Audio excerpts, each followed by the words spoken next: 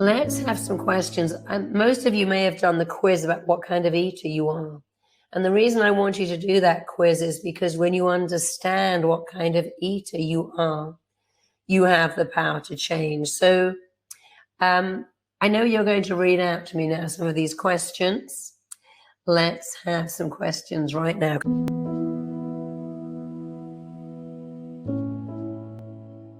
I was an addictive eater and an emotional eater. I think at one stage I might have been a destructive eater too. It really wouldn't matter if you all ate. That would be very unlikely. But if you think you're 2 or 3, just pick the categories for those 2 or 3 and use all addictive eaters cannot keep that food in the house. I couldn't even keep a jar of marmalade in my house. Anything that had sugar in, I was totally addicted to it. And now I have honey in my house for so long it crystallizes. I have chocolate in my house for so long. I have to throw it away because I stopped the addiction. The emotional eating, that was different. It wasn't about what I had in my cupboards, it was about what I had in my head. And I had to really learn to dialogue with this. You know, darling, this is not about food. It's not about what you eat, it's about what's eating you. You don't feel lovable and you're trying to love yourself with food. Cake cannot give you love. So I did both of those things, an angry eater. If you're an angry eater, you need to do this. Chew gum, take your fingers, now even if you're not angry, this is a great thing to do. Let's all do this now, quite hard, just stroke here, a bit more. Do this, all geniuses do this when they're deep in thought. What you're doing is you're activating stress receptors in your jaw. And if you're a real angry eater, do this. It feels a bit weird, but when you do that, you're doing the same thing as what's called hard mastication. You're doing the same thing as you do when you chew. So if you're an angry eater, do this, and this, and this. Chew gum, drink drinks. It's just as good as eating. In fact, it's way better.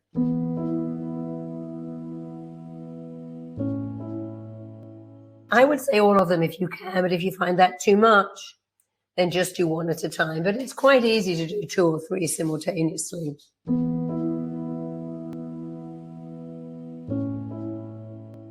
Well, the thing is, when you eat toxic food, really toxic food, your body wraps it in fat. Toxic food is so bad for your vital organs. If you eat a lot of stuff like margarine and sweeteners and food that does not break down, your body has to wrap it in fat. When you stop eating toxic food, the fat that it was wrapped in will just leave your body. Cellulite is often because of a very poor diet. We eat so many chemicals. So you need to drink a lot of water.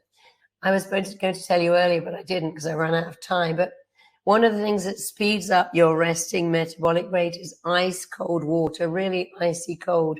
Drinking icy cold water. And there are certain herbs, they all begin with C, of chili, cumin, and cayenne pepper will speed up your metabolic rate. Start eating chilies if you can, but in cayenne and cumin into your food because there are certain spices that increase your metabolic. Chilies have been used for years by people who didn't have food. They eat chilies and they take away their appetite. Drink a lot of cold water. Eat chili, cayenne, cumin, and that will help speed up your fat burning ability as well. You'll lose those fat deposits, but it also helps very much with cellulite. So does skin brushing. Taking a dry skin brush and brushing your legs will really help too.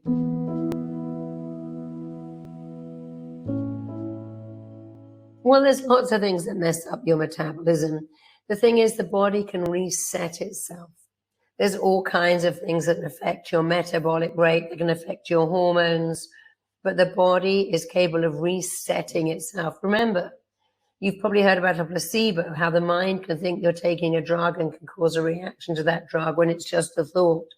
So even if you've taken steroids that have messed up your body, or taken IVF medication that's done the same thing, you can command, compel, direct, and instruct the body to reset itself. And every week we're going to do this. In fact, the hypnosis we're doing next week is something called command therapy, where we command, direct, instruct, compel the body to go back to its original coding and to function perfectly and properly, exactly as nature intended to do. So next week's hypnosis is really programmed to command your body to reset itself. Even if you've taken steroids, even if you've taken drugs that have caused you to gain weight, the body knows how to reset itself. But it sometimes has to be commanded, compelled, and directed to do that.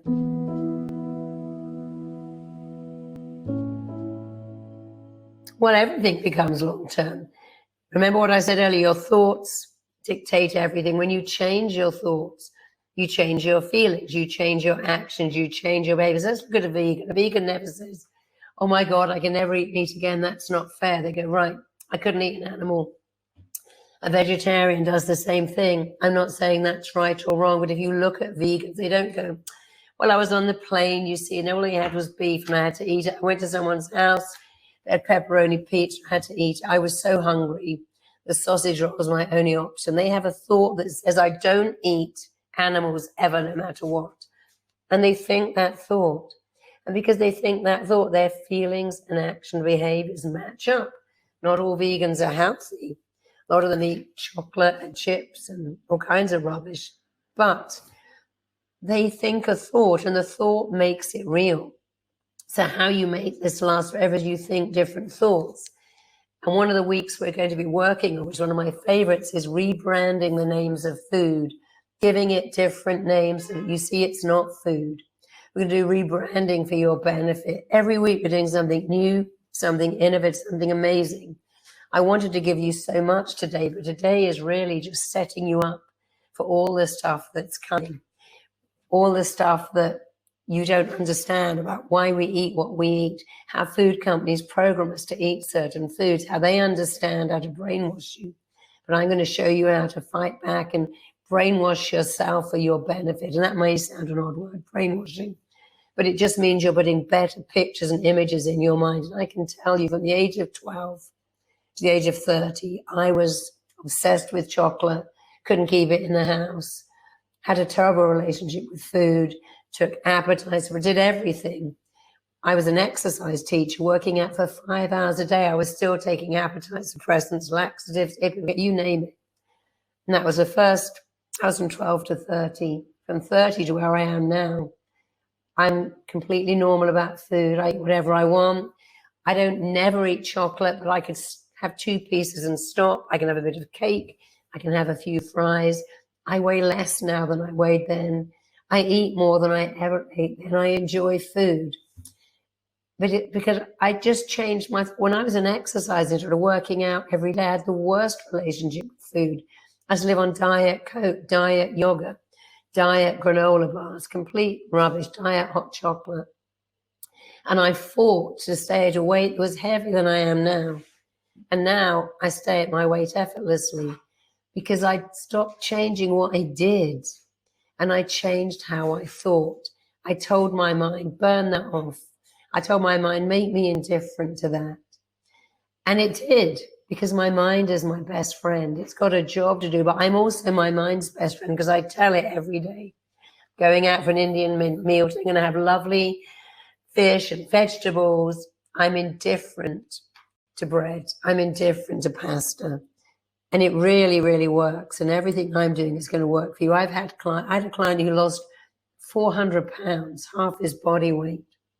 I've had clients who've lost 50 pounds, 100 pounds. And I'm going to help you do it too.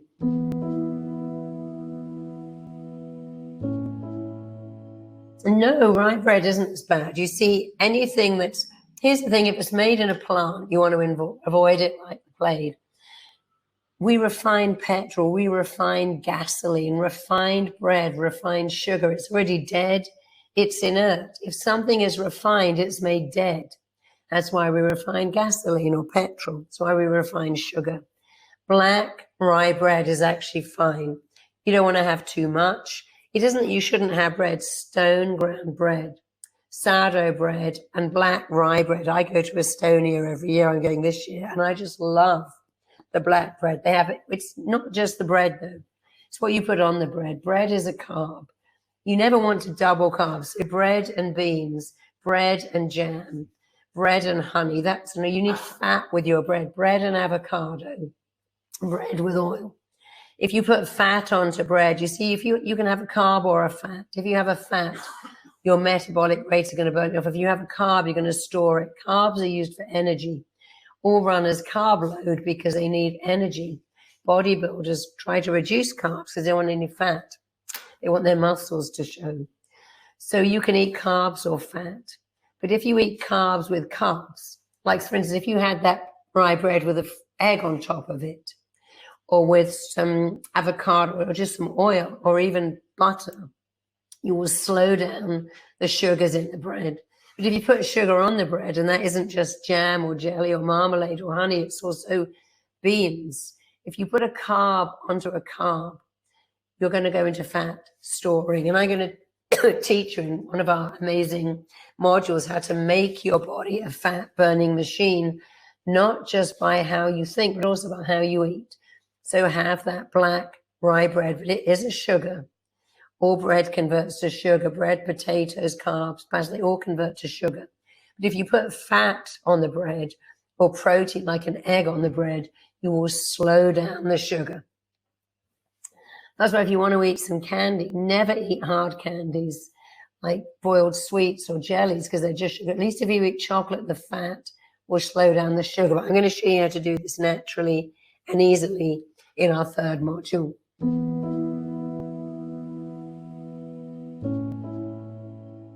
Oh, yes, of course. Well, for vegans, it's pretty much nuts, seeds. I mean, nuts and seeds are nature's wonder food, and there's so many of them. Nuts, seeds, obviously corn, tofu, soya, edamame. But you can make your diet on nuts, seeds, plant-based milks, plant-based cheeses. I've just got some almond yogurt in the fridge right now. Absolutely love it. Well, I have stevia, but I only get the really good stevia, the green leaf natural stevia.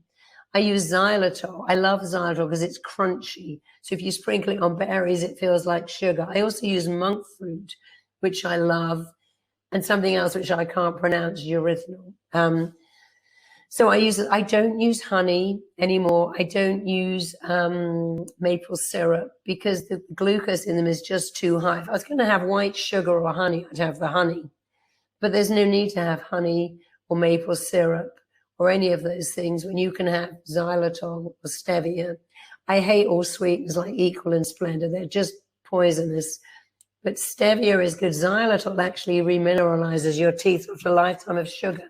Xylitol is great, but monk fruit is probably my favorite because monk fruit is so sweet and it's quite a natural thing. It's just a powder.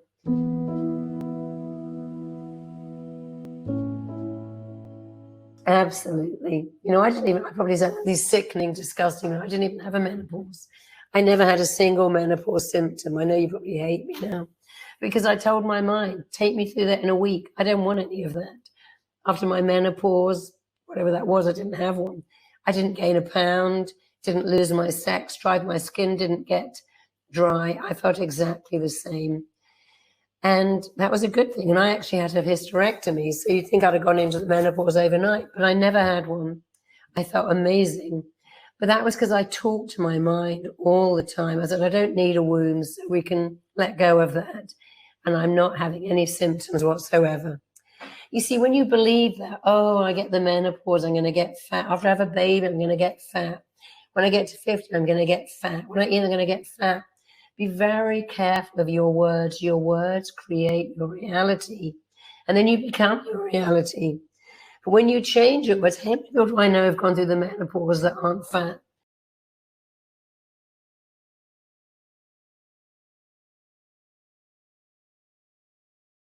Have I seen any Japanese women that are fat? No. How about Asian women? They don't seem very fat either. What is that? Well, maybe they live in a culture where they don't expect it. What about going to Africa? How many women have got fat in the menopause?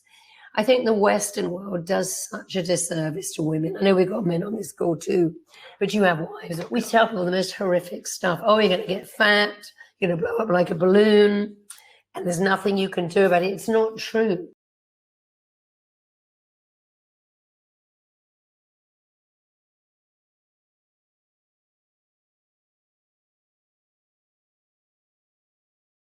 None of that is true.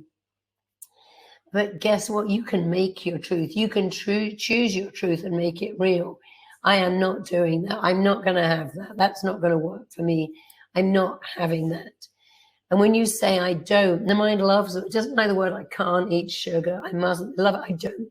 I don't eat sugar. I don't do menopausal symptoms. It probably sounds unreasonable, but keep saying that. And it's so powerful. It's one of the things I found in our RTT training. I have clients say, I don't smoke. I don't drink. I don't eat after 10 o'clock at night. I don't scream at my kids. It really, really works. The word don't has a profound effect on the mind, and the words I can't, I mustn't, I shouldn't, don't.